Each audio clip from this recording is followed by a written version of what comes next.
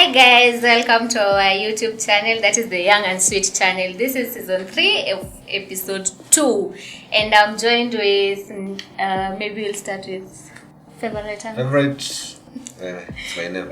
Favorite uncle Brian here. Blessing from a Chakos. Josephine. Newton Gugi. Welcome guys once again.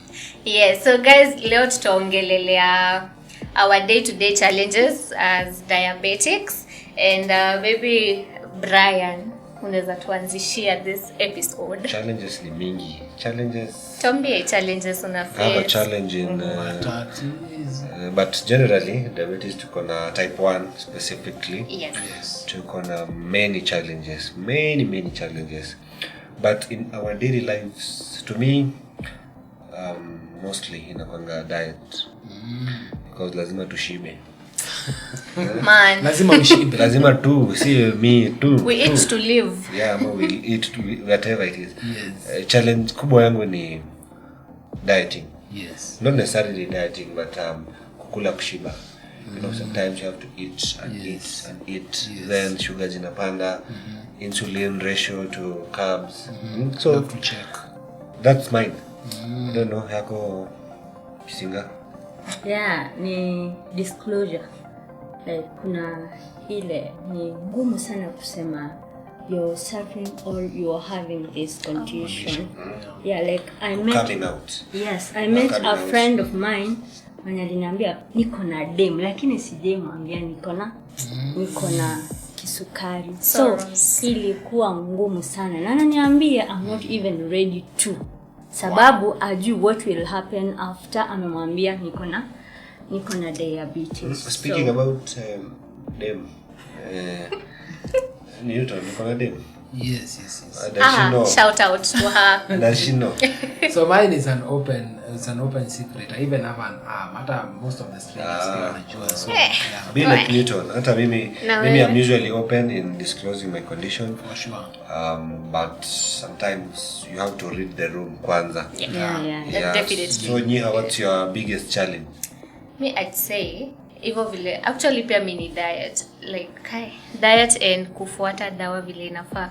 So for instance, unasikia umeshiba, yes, lakini una feel bado uko na kale karumka, sinaweza toshea mandazi moja hapo ndani. So kunywa maji. I know. Nilikula mandazi zingine hizi mablanketi hizi kubwa hizi. Hata umesema hivyo nikakumbuka another challenge. So maybe the ladies will attest to this. You see when you're having the menstruation flow, kuna kuanga na that craving ya unatamani vitu tamu, chocolate, ice cream. Wait. Baby girl treatment. Wait.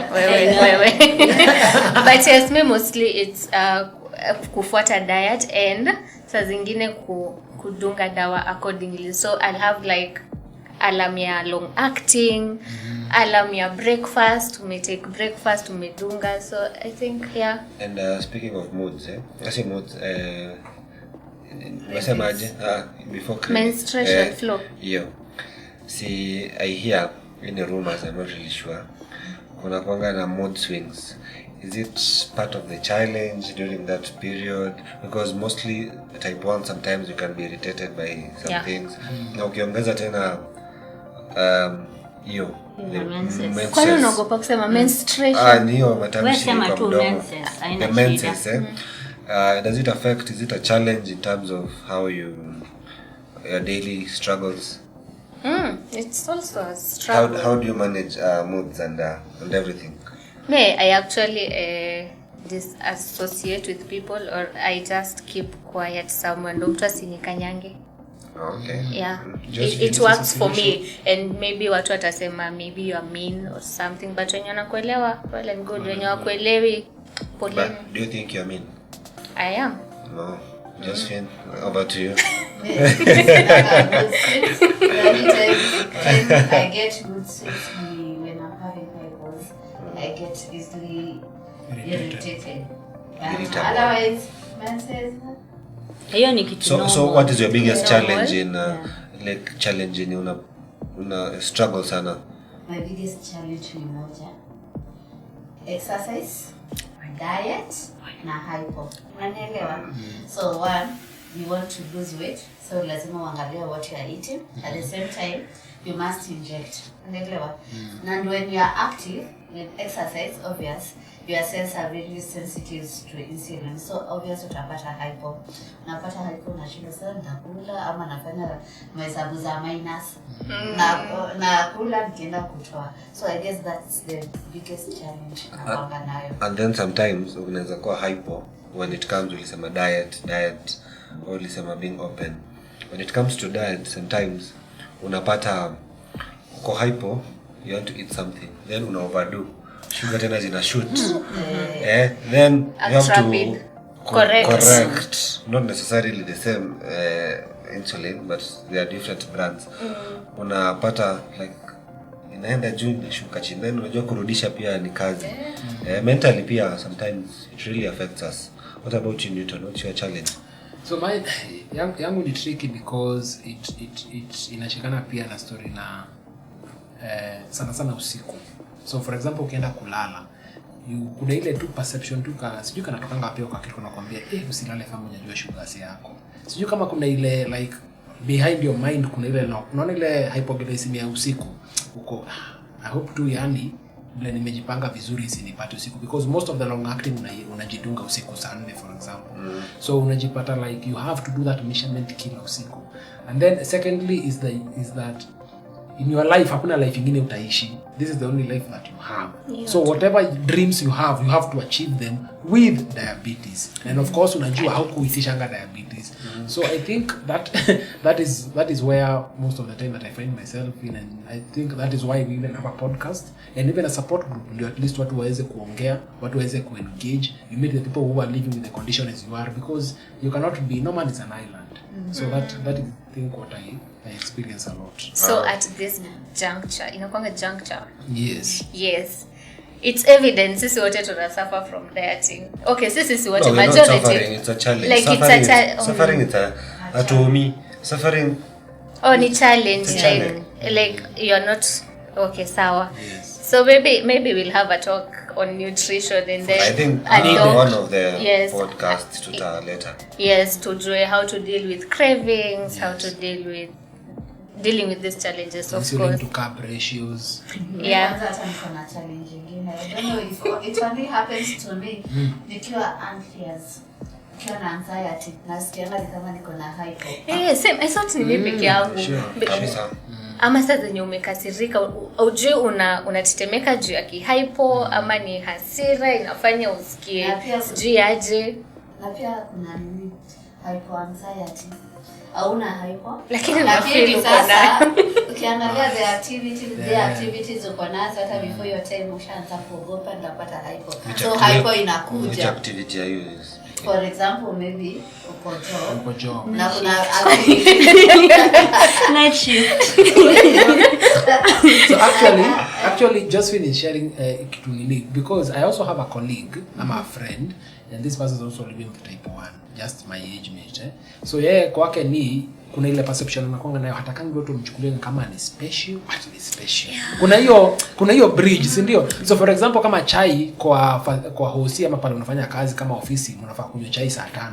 Wewe unafaa kuensure at least by the time inafika saa 5 wewe umeshakunywa chai yako, unaona? So is it that I am special or am I not special? So kuna hiyo like uko 50-50. Uko pande ya hii na uko pande ya hii. Oh, like people know you're diabetic, but utakiwa ku treat special. But guys, do you think being diabetic, especially type 1, and put emphasis on that, inakopea some sense of resilience? Yeah, so I know I have a friend who is actually also a colleague, and he's also living with type 1 diabetes, and for him is that he's in a situation of not feeling special and at the same time ana feel special, whereby akipata like tea, anapata the tea na kuja from around kitu kama 11ish am hivi, na anaweza prefer kama anaweza pata like an hour before ndio iweze pia kumsaidia and maybe to arrest any hypos that can be because of the hypoanxiety ambayo Josephine umeshare. So in also the same case is that he's also working in a hospital whereby he's serving patients, na pia madaktari wengine anamwambia you also a patient, na tuwezi taka tukienda pale hivyo tukiserve patient wengine hata wewe tunakuserve. So you have to ensure that you are at least at 100, which is also a struggle. Yeah, I also went through that sort of situation whereby you know you have special needs, but again you don't want to make people think you're that special.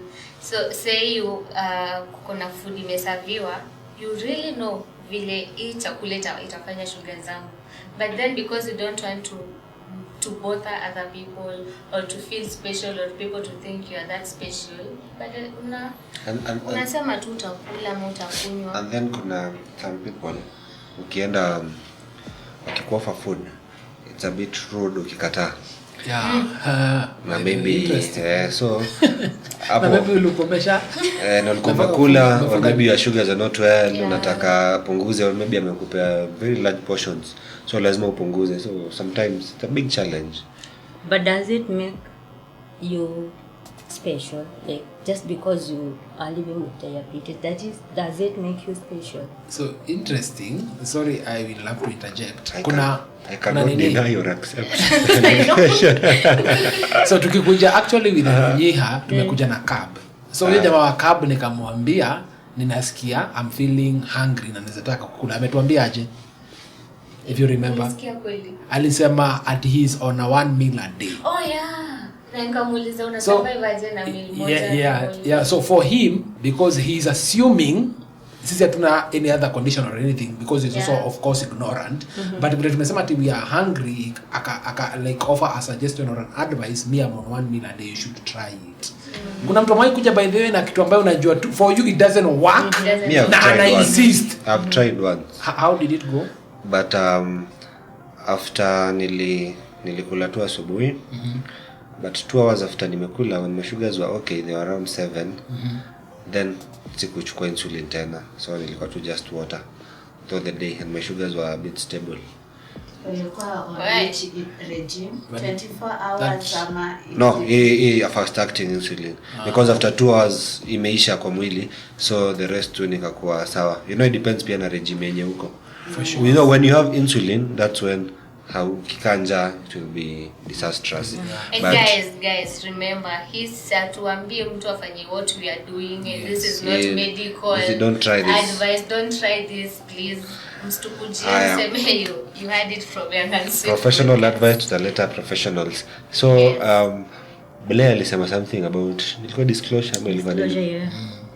So I don't know, just like a brief in your workplaces, ni nini may stand out that maybe diabetes, you have learned a lot about diabetes, ama diabetes may change your perception about things, ama you have done something that you never thought you would have done as a diabetic person in work areas. So I don't know how we go about ladies first, ama gents before. Mimi. Okay.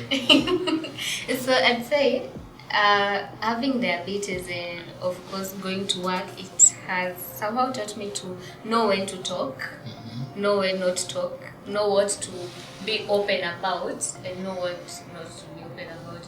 Because in as much as tunasema fine, I've accepted my condition and I'm open about it, and I can go and preach the gospel about diabetes and my condition. I mean, si kila mahali I feel comfortable like to say I'm diabetic in as much, because I can manage my condition with or without people knowing. I know the signs and symptoms of hypos, hypers. I know when I'm not okay, when I'm okay. So I feel like so it's okay. Hauna instance yenye it's like it's a plus yenye diabetes imekufanya ukasikia vizuri, I did this. So maybe I brainstorm. Content imeisha. How about you, Newton? So in terms of occupation is very tricky, because occupation is context based, whereby what you experience kama blessing ama kama Josephine kwake kwa kazi si kama kina experience. So I've been fortunate enough to be maybe in an organization ambayo inafanya vitu za diabetes and everything. So at most of the times this conversation will appear and also disappear. But the fact that I'm diabetic, and I know I shared this in a previous pod, I don't know which one, nikasema my CV pia pale chini nimeweka that I'm living with the condition, and that is at least you inapayanga like you some sort of confidence, knowing that you are engaging people who are living with the condition, you are engaging healthcare providers to improve the state of people who are living with the condition. But pia watu wanaona kama hiyo ndio ilikupush towards what we are doing. That is one. And then secondly, pia kuna ile question ya at the end of the day, you need also to improve the outcomes of these people living in the condition.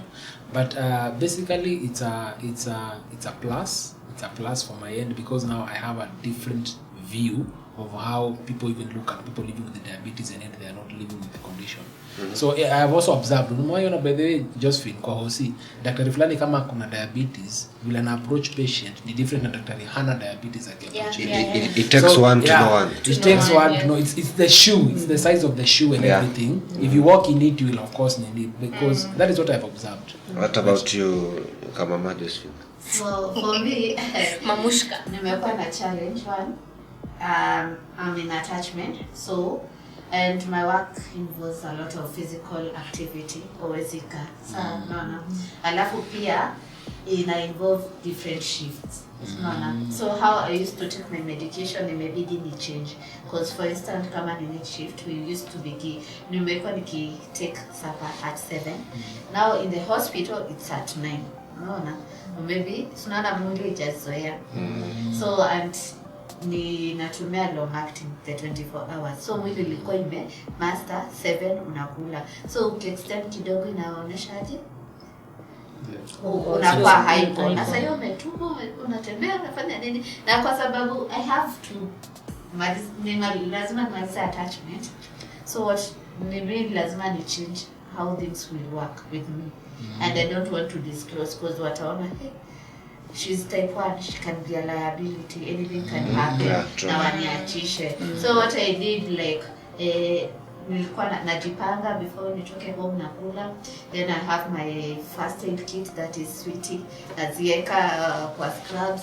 So and as in it's for me, because siwezi disclose for now, because lazima tuangalie environment. Yes, and again diabetes is not inability, ama disability, so I have to prove to them that I can do it. How about Blair? What and then? Me interacting with people living with diabetes, especially type 1, imenileta kwa ile kujua like diabetes just like any other condition. You don't have to discriminate. They have life like any other person. They can do anything that any other person can do. So I think being a member of Young Unsweet imenisaidia kabisa. Like najua what really people living with diabetes goes through and what I can do, like how I can help them. Yeah. Okay. With me, the challenge nimekuwa nayo, is it a challenge ama challenge? As challenge. Let me not say challenge. Recently, nilikuwa na represent Kenya in a youth initiative in Burundi. Diabetes is not an inability. So at first nilidhani it will be so hard for me, because tulikuwa kwa refugee camp, working, but apparently everything was all right. My sugars were okay, well balanced. So to me, I don't think it was a challenge. As Josephine amesema, diabetes is never an inability. You can do anything that anyone can do, hata much better than somebody who's not on insulin or diabetic. So it's a motivation to all diabetes people who are living with diabetes. You can do anything as long as you know your body, you know your regiment, and you know how to manage your condition, and everything will be perfectly okay. For sure. Yeah. True. And guys, while at it, don't forget to follow us, subscribe, share, comment. That is on the Young Unsweet podcast channel. We're on Facebook, TikTok, Twitter as Young Unsweet. Yes. So to wrap it up, tuko na some the master of sayings. How do you do it? Yeah, sure. So guys, in case we have given you that daily dose, is it monthly or daily? The monthly dose of diabetes experience.